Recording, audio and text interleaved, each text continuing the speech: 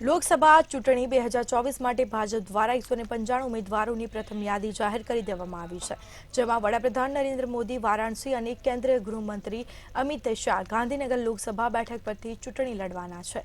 અને જો ગુજરાતની વાત કરવામાં આવે તો ભાજપ દ્વારા રાજ્યની 26 બેઠકો પૈકી 15 લોકસભા બેઠકો માટે ઉમેદવારના નામ જાહેર કરી દેવામાં આવ્યા છે, જેમાં અમદાવાદ પશ્ચિમ લોકસભા બેઠક પર 3 ટર્મથી સાંસદ રહેલા ડોક્ટર કિરીટ સોલંકીની જગ્યાએ અમદાવાદના પૂર્વ ડેપ્યુટી મેયર દિનેશ મકવાણાને મેદાનમાં ઉતારવામાં આવ્યા છે.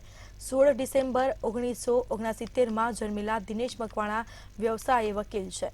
55 વર્ષીય દિનેશ મકવાણા 1987થી રાજકારણમાં સક્રિય છે.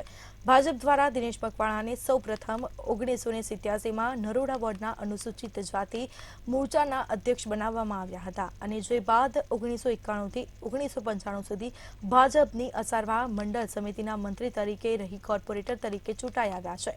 1999થી 2003 દરમિયાન દિનેશ મકવાણા કોર્પોરેશનની વિવિધ કમિટીઓમાં વિવિધ પદ પર રહી ચૂક્યા છે, અને જે બાદ 2005થી 2008 અને 2018થી 2020 દરમિયાન દિનેશ મકવાણાએ 2 ટર્મ માટે અમદાવાદના ડેપ્યુટી મેયર તરીકે રહી ચૂક્યા છે. જ્યારે 2013થી 2021 સુધી દિનેશ મકવાણા અમદાવાદના અનુસૂચિત જાતિ મોરચાના અધ્યક્ષ તરીકે રહી ચૂક્યા છે. જ્યારે 2022થી દિનેશ મકવાણા અમદાવાદના ભાજપ પ્રવક્તા તરીકે કાર્યરત છે.